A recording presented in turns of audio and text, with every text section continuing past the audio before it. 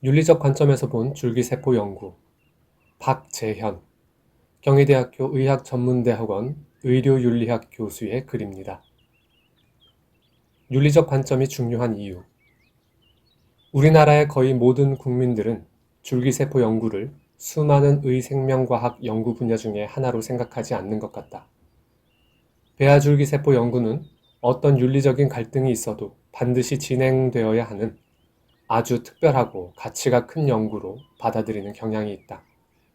2005년에 세계 의생명과학 연구 역사에서 유례를 찾기 힘든 초대형 연구 부정 사건을 경험한 이후에도 시민들의 이런 생각은 크게 바뀌지 않은 것 같다. 줄기세포 연구는 다른 의생명과학 연구와 달리 아주 특별한 의미가 있고 성공할 경우 그 가치는 상상을 초월할 정도이며 미래의 우리나라가 이 기술로 먹고 살 수 있는 고부가 가치 산업으로 발전할 것이라는 기대를 버리지 않고 있다. 이런 기대 가운데 윤리는 중요하지 않은, 거론하고 싶지 않은 귀찮은 문제로 다루어지고 있으며 특별한 변화가 없는 한 앞으로도 이런 인식은 상당 기간 지속될 것 같다. 특히 심각한 연구 부정 행위를 저질러 난치병 환자와 가족들은 물론 수많은 의생명과학 연구자들에게 큰 타격을 입히고 나라 망신을 톡톡히 시킨 특정 연구자에 대한 이해할 수 없는 무한 신뢰는 과연 우리 사회에서 솔직한 윤리 논쟁이 제대로 진행되었는지에 대한 의구심마저 들게 한다. 이런 상황에서 줄기세포 연구에 대한 윤리적인 검토는 중요하고도 적절한 것이다. 줄기세포 연구에 대한 오해. 해결책이 없을 것처럼 보이는 복잡하고 난해한 상당수의 생명윤리 논쟁도 가치 판단에 앞서서 사실 판단을 제대로 하면 의외로 쉽게 해결되는 경우가 있다. 줄기세포에 대한 윤리 논쟁 또한 정확한 사실 판단이 선행되면 그렇게 어려운 문제가 아니다. 이런 의미에서 2005년 전후의 황우석 사태 때의 줄기세포 연구에 대한 여러 가지 오해들을 되짚어보자. 첫째, 배아줄기세포 연구가 난치병 치료 연구의 전부인 것처럼 생각하는 오해이다. 의생명과학의 연구 역사를 보면 수많은 연구들이 한 시절 각광을 받다가 관심 밖으로 밀려나기도 하고 별로 가능성이 없어 보이던 연구 분야가 각광을 받는 일이 반복되고 있다. 배아줄기세포 연구를 포함한 줄기세포 연구 또한 다양한 의생명과학 연구 분야의 하나일 뿐이다. 줄기세포 연구만이 난치병을 해결할 수 있는 유일한 길이 아니라는 의미이다.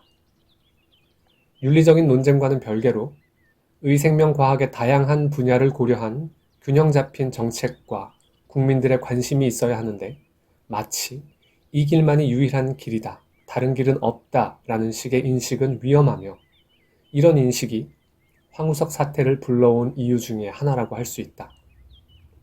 둘째, 배아줄기세포와 줄기세포를 구별하지 않고 배아줄기세포 연구에 대한 반대를 줄기세포 연구 전반에 대한 반대로 받아들이는 오해이다. 줄기세포는 배아줄기세포와 성체줄기세포로 크게 나눌 수 있고 최근에는 유도만능줄기세포라는 새로운 형태의 줄기세포가 있음에도 불구하고 배아줄기세포 연구를 하지 않는 것은 모든 줄기세포 연구를 포기하는 것으로 인식되어 논란이 더 복잡해지는 경우도 있다. 셋째, 배아줄기세포 연구에 대한 반대를 종교와 과학의 대립으로 보는 오해이다. 배아줄기세포 연구에 대한 찬성과 반대는 다양한 과학 이론 사이의 충돌 또는 특정한 연구를 선택할 것인가 선택하지 않을 것인가의 전략적 선택의 차이로 보는 것이 적절하다. 배아줄기세포에 대한 반대를 마치 중세시대에 로마 가톨릭이 지동설을 주장하는 과학자를 탄압한 일과 동일한 사건쯤으로 보는 일은 말 그대로 근거 없는 선동에 불과하다. 넷째, 배아줄기세포를 이용한 치료가 이미 임상에 적용되었거나 아주 짧은 시일 내에 임상에 적용될 것이라는 오해이다. 2005년 5월에 황우석 전 교수는 사이언스지에 두 번째 논문을 싣고 난 후에 기자회견에서 다음과 같은 말을 하였다. 안락한 가죽이 있는 안방이 있다. 여기를 들어가는 데는 몇 겹의 커다란 대문이 있는데 너무 커다란 자물쇠가 채워져 있어 내가 과연 들어갈 수 있는지 돌아가야 될지 몰랐다. 그런데 지난해 처음 들어가 보니 커다란 철제 대문이 4개가 보였다. 일단 하나를 열고 나서 1년여 만에 4개의 문을 한꺼번에 열었다. 앞으로 살인문 몇 개가 남아있는 게 보였다. 이 살인문을 열고 나면 사랑하는 가족이 있는 집으로 들어갈 것이다. 이 말을 들으며 수만 명의 난치병 환자들이 이른바 세계 줄기세포 허브에 등록을 하는 일이 발생하였다. 많은 사람들이 실상은 임상시험 대상자로 등록하는 것인데 마치 치료 대기자 명단에 등록하는 것처럼 받아들였다. 올해 1월에 미국에서 2명의 맹인 환자를 대상으로 배아줄기세포 치료제를 임상시험한 결과가 처음으로 발표되었을 뿐이다. 설사 배아줄기세포가 치료제로 쓰일 날이 온다고 해도 그 시기는 그렇게 빨리 올 수가 없는데 7년 전에 서둘러 이런 발언을 하며 국민들의 판단을 흐리게 하는 일이 있었다. 5째, 윤리가 과학 발전의 걸림돌이고 과학이 발전하기 위해서는 윤리가 양보해야 한다는 오해이다. 이런 오해가 인류 역사에서 참혹한 결과를 불러온 것은 누구나 인정하는 것이다. 2차 세계대전 당시의 나치, 일본군의 비윤리적인 인체 시험은 물론 다양한 생명윤리 사건들을 겪었음에도 불구하고 똑같은 잘못을 반복해서는 안 된다. 윤리는 과학 발전의 걸림돌이 아니라 디딤돌이다. 윤리를 배제한 발전은 발전이 아니라 퇴보이고 악행일 뿐이다. 배아, 가장 작은 인체시험 피험자. 줄기세포 연구에 다양한 윤리 쟁점이 있지만 가장 중요한 것은 인간 배아를 단순한 세포덩어리로 보느냐, 인간으로 보느냐 하는 문제이다. 아쉽게도 우리나라 법률은 생명윤리법이 만들어지던 시기에 배아줄기세포 연구자의 입김을 그대로 반영하여 배아를 세포덩어리로 취급하고 있다. 생명윤리 및 안전에 관한 법률 제2조 정의는 배아라 함은 수정란 및 수정된 때부터 발생학적으로 모든 기관이 형성되는 시기까지의 분열된 세포군을 말한다 라고 정하고 있다. 또 복제양 돌리를 만든 이안 월머스는 2004년에 한국을 방문하여 배아의 크기는 모래 한 알의 3분의 1에 불과 아무런 의식도 없고 느낌도 없다. 인간으로 볼 수 없다. 라는 말을 하였다. 그러나 연속선상에 있는 인간의 생명을 특정한 시간을 정하여 수정 후 며칠까지는 세포덩어리이고 며칠부터는 생명체이다 라고 말하는 것은 비합리적인 주장이다. 또 생명이 연속적인 과정이기는 하지만 수정 순간이 결정적인 경계 표지가 된다.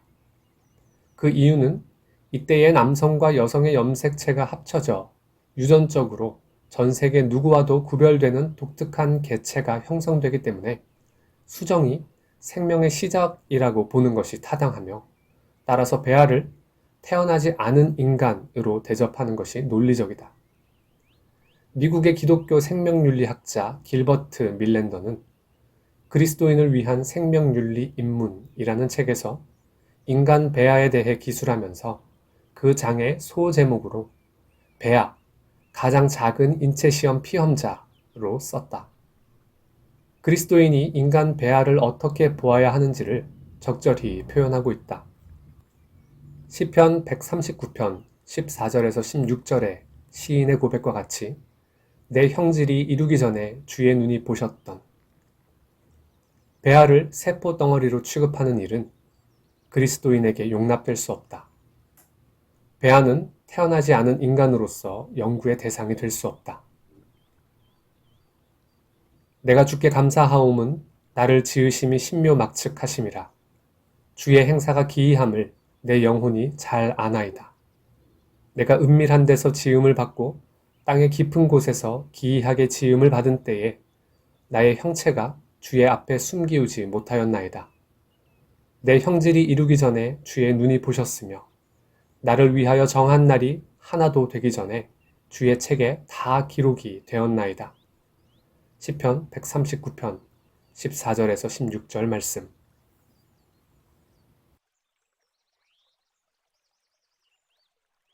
내가 주를 바라오니 성실과 정직으로 나를 보